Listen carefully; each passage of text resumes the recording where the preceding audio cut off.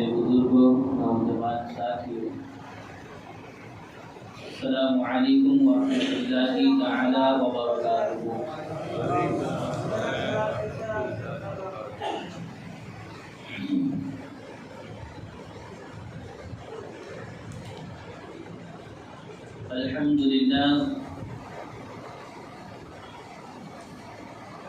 الحمد لله الذي نور قلوب العارفين بسراج الهداية والفرقان، والصلاة والسلام على سيد الإنس والجان وعلى آله وأصحابه الكرام، أما بعد، فأعوذ بالله من الشيطان الرجيم، بسم الله الرحمن الرحيم. قال الله تبارك وتعالى في القرآن العظيم والفرقان الحميد: أعوذ بالله من الشيطان الرجيم، بسم الله الرحمن الرحيم. يا أيها الذين آمنوا كتب عليكم الصيام كما كتب على الذين من قبلكم لعلكم تتقون. آمنت بالله، صدق الله المولانا العظيم وبلغنا على رسوله الكريم. مولاي صل وسلم دائما أبدا على حبيبك خير الخلق كلهم محمد سيد الكونين والثقلين والفريقين من عرب ومن عجم، منزه عن شريك في محاسنه، فجوهر الحسن فيه غير منقسم. يا رب بالمصطفى بلغ مقاصدنا واغفر لنا ما مضى يا واسع الكرم. آئیے تلاوت کردہ آیے کریمہ پر کچھ روشنی ڈالنے سے قبل ہمارا مل کر ساری کائنات کے مرکز عقیدت، ہم بے کسوں کے کس، بے بسوں کے بس، معصوم آمینہ، مالک رقاب امم، فخر عرب و عجم، سیاب نام کا حضور سیدنا احمد مجتبی محمد مصطفیٰ ارواحنا فدا صلی اللہ تعالی علیہ وسلم کی بارگاہ عالیہ میں انتہائی عقیدت اور محبت کے ساتھ سب مل کر بآواز بلند درود پاک پڑھیں. اللہم صل علی سیدنا مولانا محمد وسلم، صلاۃ و سلام علیک یا رسول اللہ صلی اللہ تعالی علیہ وسلم. ایک مرتبہ اور نبی پر آل نبی پر درود شریف پڑھیں. صلی اللہ علیہ وسلم. صلاۃ و سلام علیک یا رسول اللہ صلی اللہ تعالی علیہ وسلم. مومنوں خوشیاں مناؤ، ماہ رمضان آ گیا. مومنوں خوشیاں مناؤ، ماہ رمضان آ گیا. رحمتوں میں ڈوب جاؤ، ماہ رمضان آ گیا. مومنوں خوشیاں مناؤ، ماہ رمضان آ گیا. رحمتوں میں ڈوب جاؤ، ماہ رمضان آ گیا. غفر ذنبہ ما تقدم، قول آقا کے تحت. غفر ذنبہ ما تقدم، قول آقا کے تحت. مغفرت رب سے چاہو، ماہ رمضان آ گیا. مغفرت رب سے چاہو، ماہ رمضان آ گیا. حکم دے دیا خدا نے، اے فرشتوں آج سے. کہہ دیجئے سبحان اللہ. حکم دے دیا خدا نے، اے فرشتوں آج سے. خلد کو جا کر سجاؤ، ماہ رمضان آ گیا. خلد مانے جنت، خلد کو جا کر سجاؤ، ماہ رمضان آ گیا. عزیزان ملت اسلامیہ، اللہ رب العزت اپنے لاریب کلام میں ارشاد فرماتا ہے یا ایھا الذین آمنوا، اے ایمان والو، کتب علیکم الصیام، تم پر روزے فرض کر دیے گئے ہیں، کما کتب علی الذین من قبلکم، جس طرح کہ تم سے اگلوں پر روزے فرض کیے گئے تھے۔ یہ روزے کیوں فرض کیے گئے؟ رب تبارک و تعالیٰ نے اس کا مقصد بھی آخر میں یہ بیان کرتے ہوئے ارشاد فرمایا کہ اے میرے بندو، یہ روزے تم پر جو فرض کیے گئے ہیں وہ اس لیے کیے گئے ہیں لعلکم تتقون، تاکہ تم پرہیزگار بن جاؤ، تاکہ تم تقوی اختیار کر لو۔ عزیزان ملت اسلامیہ، آپ غور کریں کہ کسی بھی چیز کو اگر آپ اس چیز کو اور اس کے فائدے کو اور اس کے نقصان کو یا اس کی ہر چیز کو جب تک کہ نہیں جانو گے تب تک کوئی شخص اس کی اہمیت کو نہیں پہچان سکتا اور اس سے فائدہ بھی حاصل نہیں کر سکتا۔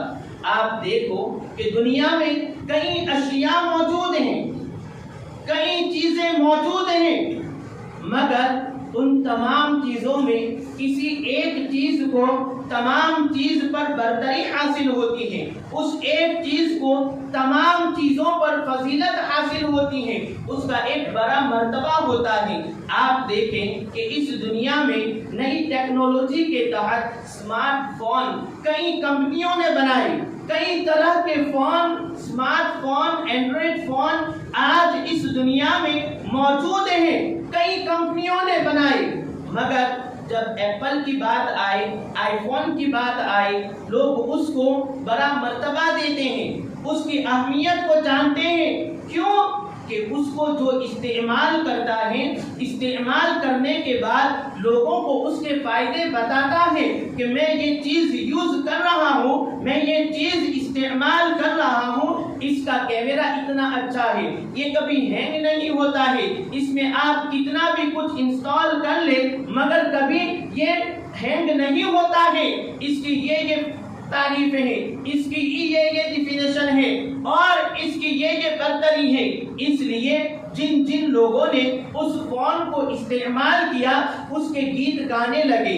اسی طریقے سے اس کے بعد کئی کمپنیوں کے فون ہیں، جو جس کمپنی کا فون استعمال کرتا ہے اس کی خوبیوں کو وہ جانتا ہے اور پھر اس پر لوگوں کو آگاہ کرتا ہے۔ عزیزان ملت اسلامیہ، اسی طریقے سے آپ دیکھیں کہ ہم جو کپڑا پہنتے ہیں، کپڑے میں بھی کئی کمپنیاں ہیں جو اس کپڑے کو ایجاد کرتی ہیں، مگر جو کپڑا اعلیٰ درجے کا ہوتا ہے اور لوگ جو اس کو استعمال کرتے ہیں اس کے فائدے سے آگاہ ہیں، پھر لوگ اس کی تعریف کرتے ہیں تو پھر لوگوں میں وہ مقبول ہو جاتا ہے۔ بہرحال بہر صورت آپ یہ یقین کریں کہ جب تک کہ آپ کسی چیز کو پہچانتے نہیں ہیں، جب تک کہ کسی چیز کا آپ کو انوبھو اور تجربہ نہیں ہوتا ہے، آپ اس سے غافل رہتے ہیں، آپ اس سے دور رہتے ہیں، مگر جب اس چیز کے آپ قریب جاتے ہیں، اس کو استعمال کرنے لگتے ہیں، جب اس کی تعریف اور اس کے مرتبے کو پہچاننے لگتے ہیں تو آپ ہی نہیں بلکہ آپ بھی خود اس کو استعمال کر کے لوگوں کو اس کی تعریف بتاتے ہیں اور لوگوں کو اس کے استعمال کرنے کی ترغیب بھی دیتے ہیں۔ تو عزیزان ملت اسلامیہ، یہ ماہ رمضان المبارک، یہ مہینہ وہ عظیم مہینہ ہے کہ جس نے اس کو پہچانا اس نے اس میں عبادت کرنے سے کبھی گریز نہیں کیا، کبھی اس مہینے کو عام مہینوں کی طرح نہیں گزارا۔ کیوں؟ کہ رب تبارک تعالیٰ کے پیارے حبیب صلی اللہ علیہ وسلم نے ارشاد فرمایا کہ جب یہ مہینہ اس کا چاند طلوع ہوتا ہے، اس کا چاند نکلتا ہے، آقا نے فرمایا کہ جو کوئی بھی شخص یہ دعا پڑھ لیتا ہے، الحمدللہ الذی خلقک وقدرک منازل وجعلک آیۃ للعالمین، آقا فرماتے ہیں جو شخص اس دعا کو پڑھ لیتا ہے رب تبارک و تعالیٰ فرشتوں میں فخریہ طور پر ارشاد فرماتا ہے اے میرے فرشتوں تم گواہ ہو جاؤ جس نے یہ دعا پڑھی ہے میں نے اس کو جہنم کے عذاب سے آزاد کر دیا۔ عزیزان ملت اسلامیہ، جس مہینے کی چاند کو دیکھ کر اگر کوئی دعا پڑھتا ہے رب تبارک و تعالیٰ اسے جہنم کے عذاب سے آزاد فرما دیتا ہے۔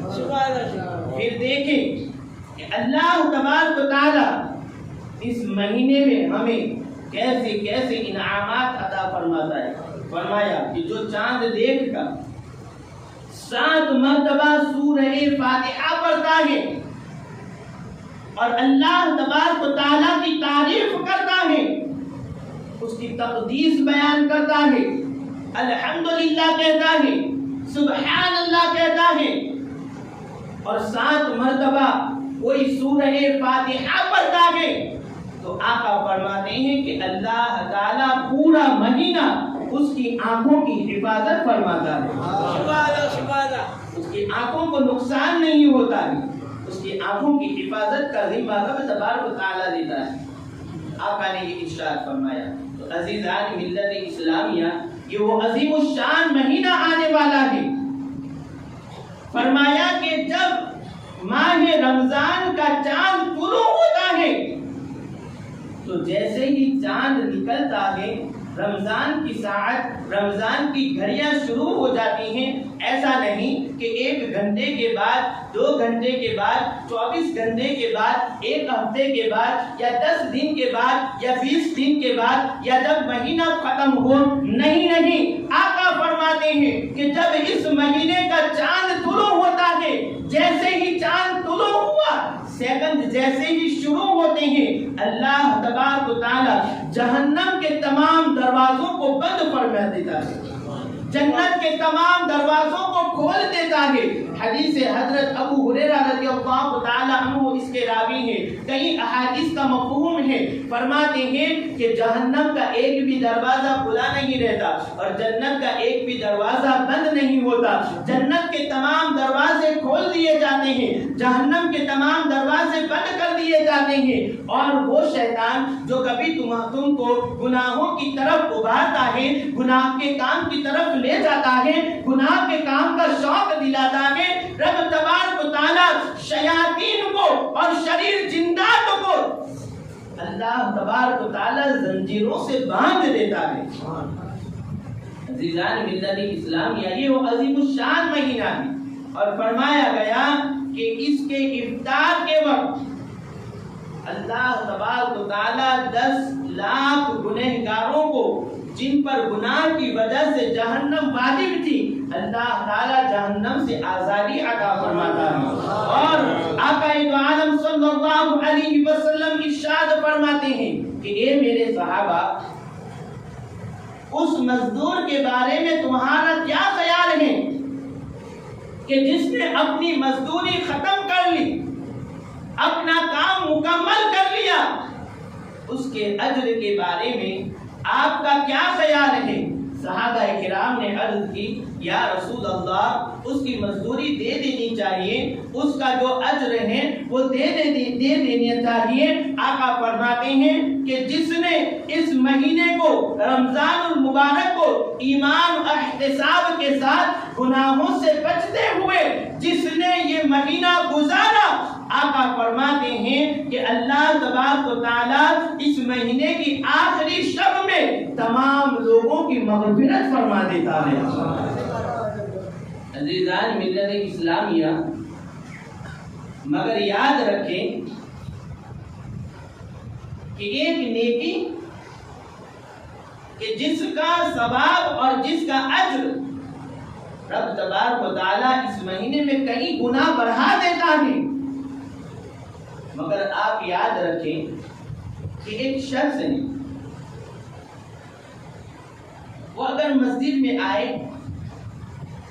اور گانا میوزک بجانے لگے تو آپ کہیں گے کہ خدا را، اللہ کا خوف کر، یہ مسجد ہے، یہ اللہ کا گھر ہے، یہ خدا کا گھر ہے، تو مسجد میں گانا بجا رہا ہے۔ مگر وہی شخص مسجد کے باہر کسی اور جگہ میوزک بجائے، گانا بجائے، کسی اور گناہ کا کام کرے تو پھر تو کوئی اسے کچھ نہیں کہتا ہے۔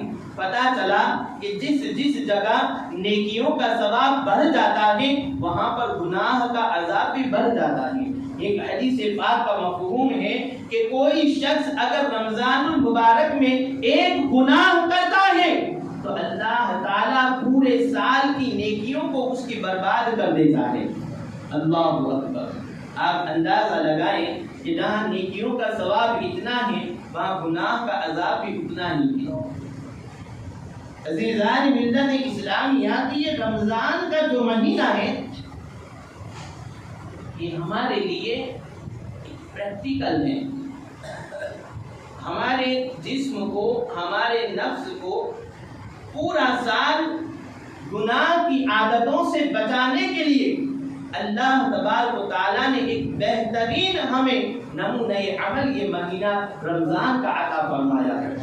آپ دیکھیں، خود اس بات کو سوچیں، اپنے بچوں کو بھی اس کو سمجھائیں، اپنی فیملی کو بھی اس چیز کی ترغیب دیں اور سمجھائیں کس طرح ماہ رمضان ہم کس طرح اس کو استعمال کریں، اس کو کیسے گزاریں۔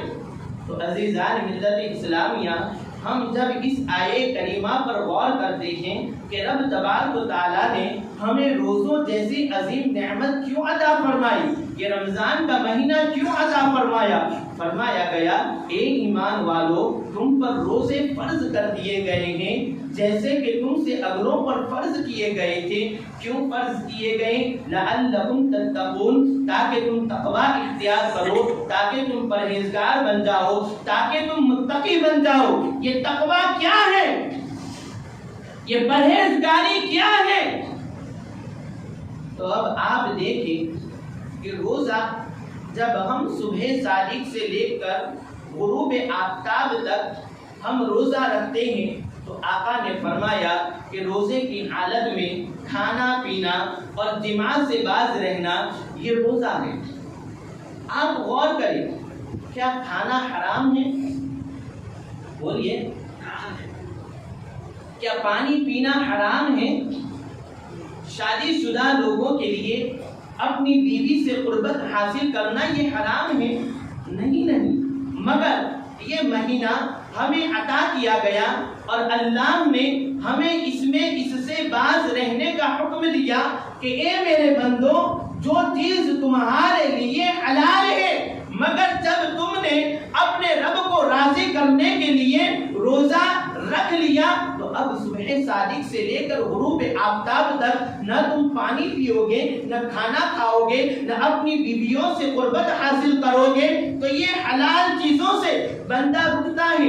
دیکھو کہ آپ ایک بندہ ہے، ایک بند کمرے میں ہے، دروازہ بند ہے، کھڑکی بند ہے، فریز بھرا ہوا ہے، فریز میں فروٹ بھی ہے، فریز میں پانی بھی ہے، کھانے کی تمام اشیاء موجود ہیں، مگر بندہ روزے سے ہوتا ہے، نہ اس کے قدم اس فریز کی طرف کھانے کی نیت سے بڑھتے ہیں، نہ اس کے ہاتھ پانی کو پینے کی نیت سے اس کے ہاتھ بڑھتے ہیں، نہ آنکھیں اس چیزوں کی طرف متوجہ ہوتی ہیں اس نیت کے ساتھ کہ کچھ کھا لے یا کچھ پی لے، یا نفس جو ہوتا ہے یا دل جو ہوتا ہے نہ اس کا ارادہ کرتا ہے۔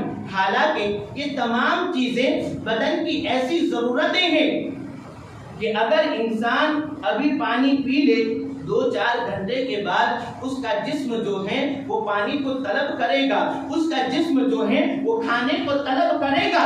کیوں کہ یہ جسم کی طلب ہے، یہ جسم اس کو چاہتا ہے، مگر ایک عہد ہو گئی، اللہ تبارک و تعالیٰ نے ایک ڈسپلن ہمیں عطا فرمایا کہ اے لوگوں، جب تم نے روزہ رکھ لیا تو اب رب کی رضا کی خاطر تمہیں کوئی تو نہیں دیکھ رہا، مگر روزے کی حالت میں انسان کے دل میں یہ یقین پیدا ہوتا ہے کہ چاہے دنیا مجھے نہیں دیکھ رہی مگر اس رب کا CCTV کیمرہ جو ہے وہ مجھے دیکھ رہا ہے، رب کی جو اللہ تبارک و تعالیٰ مجھے دیکھ رہا ہے۔ بندے کے دل میں یہ عقیدہ ہے، یہ یقین ہے اور خوف خدا ہے، تو اس وجہ سے وہ بندہ نہ تو پانی پیتا ہے، نہ کھانا کھاتا ہے، نہ دیگر چیزوں کو استعمال کرتا ہے۔ تو یہ تقویٰ، یہ پرہیزگاری ان حلال چیزوں کی جانب تم سے بڑھنے کے لیے جو روکتی ہے، تو اسی کو تقویٰ کہتے ہیں۔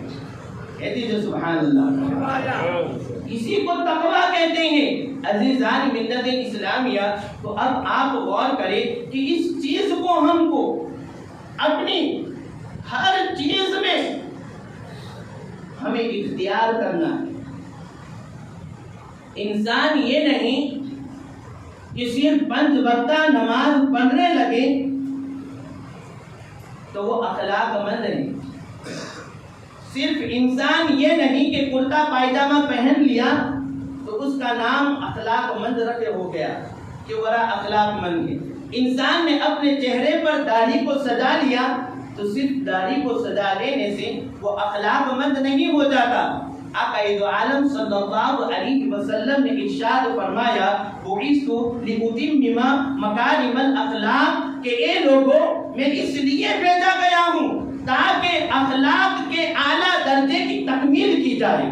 تو اب اعلیٰ درجے کے اخلاق ہمیں اپنانے ہیں، تو صرف یہ نہیں کہ نماز پڑھیں گے تو اعلیٰ درجے کے اخلاق ہمیں حاصل ہو جائیں گے، کرتا پائجامہ پہن لیں گے تو اعلیٰ درجے کے اخلاق مند ہو جائیں گے، چہرے پہ داڑھی سجا لیں گے تو ہم اعلیٰ درجے کے اخلاق مند نہیں۔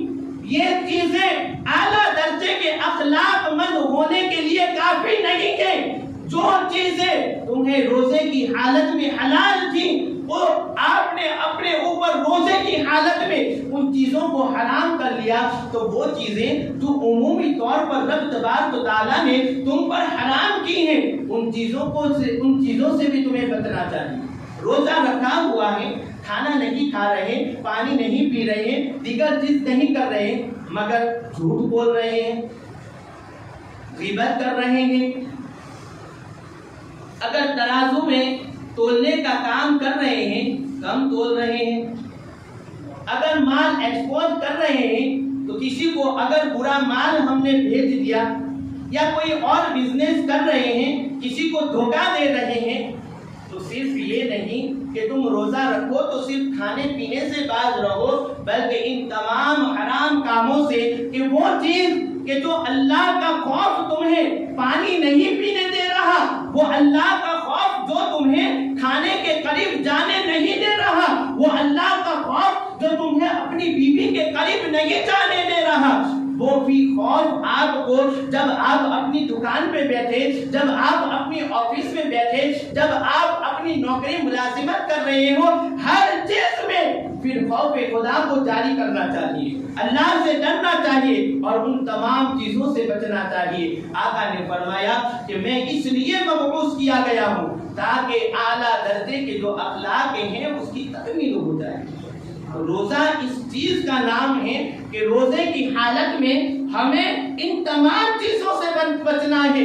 جب تم اس مہینے میں ان تمام حرام کاموں سے بچ جاؤ گے، اس کی برکتیں ایسی نازل ہوگی کہ رب تبارک و تعالیٰ تمہارے نفس کو اس چیز کا عادی بنا دے گا کہ رمضان کی برکتوں سے پھر تم غیر رمضان دوسرے مہینوں میں بھی حرام کاموں سے بچ جاؤ گے۔ عزیزان ملت اسلامیہ، کہ رمضان کا مہینہ بہت ہی بابرکت مہینہ ہے۔ آج لوگ اس خوش فہمی میں جی رہے ہیں، ہم تو روزے رکھ رہے ہیں، ہم تو نماز پڑھ رہے ہیں، جوان بیٹا سحری کے وقت بستر پر سویا پڑا ہے، باپ سے کہا جائے آپ کا جوان بیٹا ہے روزہ نہیں رکھ، ارے رات کو 4 بجے آیا ہے اس لیے سو گیا تھا، اٹھا نہیں، لات مار کے اس کو اٹھاؤ، کیوں نہیں اٹھ رہا؟ ایسی اولاد تمہیں کیا دنیا میں فائدہ دے گی، کیا آخرت میں فائدہ دے گی؟ آقا عالم صلی اللہ علیہ وسلم نے جو ہمیں تربیت کا نسخہ عطا فرمایا کہ جب تمہارے بچے 7 سال کے ہو جائیں انہیں نماز پڑھنے کی ترغیب دو کہ بیٹا نماز پڑھو۔ فرمایا 10 سال کا ہو جائے، اب اگر وہ نماز نہیں پڑھ رہا تو اسے مار کر بھی نماز پڑھاؤ، کہ کس نے فرمایا؟ ہمارے آقا نے فرمایا، وہ جو رحمت للعالمین ہے۔ سوچو کہ اس طریقے سے اگر ہم اپنے بچوں کی تربیت کریں گے تو کیا ہمارے بچوں کی نماز چھوٹے گی؟ کیا ہمارے بچوں کے روزے چھوٹیں گے؟ وہ کبھی بھی یہ روزہ نہیں چھوڑیں گے، روزوں کی بھی پابندی کریں گے، نماز کی بھی پابندی کریں گے، نماز تراویح کی بھی پابندی کریں گے۔ عزیزان ملت اسلامیہ، تو یہ روزہ جو ہے وہ ہمیں ان تمام چیزوں سے روکتا ہے اور سمجھاتا ہے کہ جب حلال چیزیں تم اس سے باز آ رہے ہو، تمہارا پیٹ تمہیں کہہ رہا ہے کچھ پی لے، مگر خدا کا خوف کہہ رہا ہے کہ نہیں پینا ہے، تمہارا پیٹ کہہ رہا ہے کچھ کھا لے، مگر خوف خدا ہے آپ نہیں کھا رہے۔ تو عزیزان ملت اسلامیہ، سوچیں کہ رمضان کے مہینے میں تمہارا موبائل تو تمہارے ساتھ ہی ہوگا، تمہارا فرینڈ سرکل بھی تمہارے ساتھ ہی ہوگا، تمہاری زبان وہ جو عام مہینوں میں گالی گلوچ میں مبتلا رہتی ہیں، ہمیشہ تمہاری زبان سے گالیاں نکلتی رہتی ہیں، وہ زبان بھی تمہارے منہ ہی میں رہے گی۔ تو ان تمام چیزوں سے ہمیں بچنا ہے اور پرہیزگاری اختیار کرنی ہے۔ غلط دوست ہیں کہ جن کی صحبت تمہیں نیکیوں سے دور لے جا رہی ہے، ایسے دوستوں کی دوستی کو چھوڑ دو، انہیں نصیحت کرو کہ چلو نماز پڑھنے کے لیے، چلو نماز تراویح پڑھنے کے لیے، چلو تہجد پڑھتے ہیں، چلو صلاۃ التسبیح پڑھتے ہیں، چلو ایک گھنٹہ کلام مجید کی تلاوت کرتے ہیں۔ دوستوں میں ایک اچھا ماحول قائم کرو۔ اگر کوئی دوست آپ کا دور ہو جا رہا ہے، اسے نیکی کی طرف بلاؤ، مگر اندیشہ ہے کہ اس کی صحبت سے کہیں میں بے نمازی نہ ہو جاؤں، اس کی صحبت سے کہیں میں گناہوں میں مبتلا نہ ہو جاؤں، تو پھر ایسے دوستوں کی دوستی نہ تمہیں دنیا میں فائدہ دے گی نہ آخرت میں فائدہ دے گی۔ تو عزیزان ملت اسلامیہ، دیکھیں ہمیں بچنا بہت ضروری ہے۔ یہ ماہ رمضان مبارک کا مہینہ شروع ہونے والا ہے کہ لوگ دیکھیں کہ گناہ جو ہیں وہ بن سنور کر تمہارے سامنے آئیں گے، مجھے اپنا ہو، مجھے اپنا ہو۔ اگر تمہارا نفس بہک ہے اور یہاں پر دیکھو کہ رب کا جو کرم ہے مسلمانوں پر، مومنوں پر، وہ کیا کرم ہے کہ شیطان بہکاتا ہے تمہیں۔ کون بہکاتا ہے؟ گناہ کی طرف کون بہکاتا ہے؟ شیطان بہکاتا ہے۔ رب تبارک تعالیٰ اس کو بھی اس مہینے میں باندھ دیتا ہے۔ اب کون بہکاتا ہے؟ کوئی بہکانے والا نہیں۔ اب اگر تم جو گناہ کی طرف جو بڑھ رہے ہو، وہ تمہارا جو نفس امارہ ہے، تو پورا سال 11 مہینے گناہ میں مبتلا رہا، اور اس نفس کو پکچر دیکھے بغیر نیند نہیں آتی۔ IPL چل رہی ہے، ورلڈ کپ چل رہا ہے، 2020 چل رہی ہے، یہ ٹیم کھیل رہی ہے، وہ ٹیم کھیل رہی ہے، اس نے اتنا رن لگایا، اس نے یہ کیا، یہ میچ چلی گئی، تو اس کی خواہشوں میں ہم تراویح کو چھوڑ رہے ہیں، فرض نماز کو چھوڑ رہے ہیں، جماعتوں کو چھوڑ رہے ہیں ہم۔ کیا یہ ٹیم جو ہے وہ تمہیں کوئی کام آئے گی؟ تمہارا ایک تو وقت برباد کر رہی ہے اور دوسری طرف تم کو عبادت سے بھی دور کر رہی ہے۔ تو یہ تمہارا نفس جو ہے وہ فلاں کھلاڑی کا عاشق ہو گیا ہے، فلاں ٹیم کا جو عاشق ہو گیا ہے، اس دل کو اب تو شیطان بہکانے والا نہیں ہے، اس نفس کو اب تو شیطان برائی کی طرف لے جانے والا نہیں ہے، مگر تمہارا دل، تمہارا نفس امارہ ان گناہوں کا عادی بن گیا ہے، اس کو عادت پڑ گئی ہے۔ اس عادت کو رمضان میں چھوڑانا ہے۔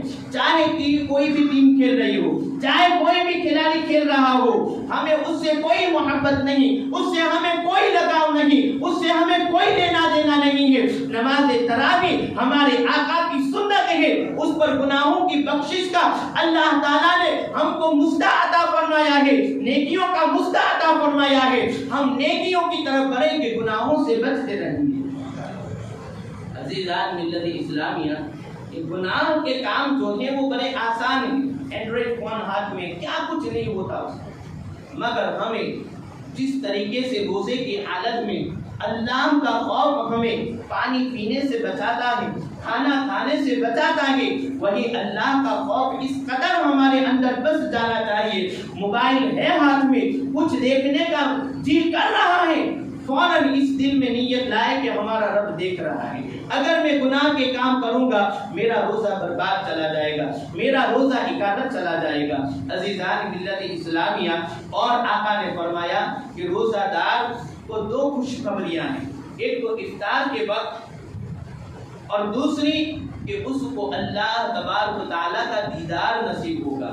اور آقا نے فرمایا کہ روزہ دار کی منہ کی جو بو ہے، منہ سوکھ جانے کی وجہ سے ہمارے منہ سے کچھ بو آتی ہے، اسمیل آنے لگتی ہے، آقا نے فرمایا کہ اے میرے غلاموں، تم اس کی فکر نہ کرو، تمہیں یہ لگتا ہے کہ یہ تمہارے منہ سے اسمیل آ رہی ہے، بدبو آ رہی ہے، نہیں نہیں اے میرے غلاموں، یہ تو تمہارے منہ سے اسمیل آ رہی ہے، بدبو آ رہی ہے، یہ کوئی عام خوشبو نہیں، رب تبارک و تعالیٰ کی بارگاہ میں مشک سے بھی زیادہ یہ افضل ہے۔ اب رب تبارک تعالیٰ اس کو اپنے پاس مشک سے بھی زیادہ مرتبہ عطا فرما رہا ہے، تو روزہ دار کے لیے اس سے بڑی کیا خوشی ہوگی۔ اللہ تعالیٰ ہم کو صحت و عافیت کے ساتھ ماہ رمضان گزارنے کی توفیق عطا فرمائے، اور جو لوگ اس ڈر سے روزہ نہیں رکھ رہے ہیں کہ کیا ہوگا، بیمار پڑ جائیں گے، بہت سخت گرمی ہے، اللہ تعالیٰ انہیں ہمت عطا فرمائے اور سب کو روزہ رکھنے کی توفیق عطا فرمائے۔ یہ محمد سے وفا تونے تو ہم تیرے ہیں، یہ جہاں چیز ہیں کیا روح و قلم تیرے ہیں، محمد کی محبت دین حق کی شرط اول ہے، گر اسی میں ہو کچھ خامی سب کچھ نامکمل ہے۔ السلام علیکم ورحمۃ اللہ وبرکاتہ۔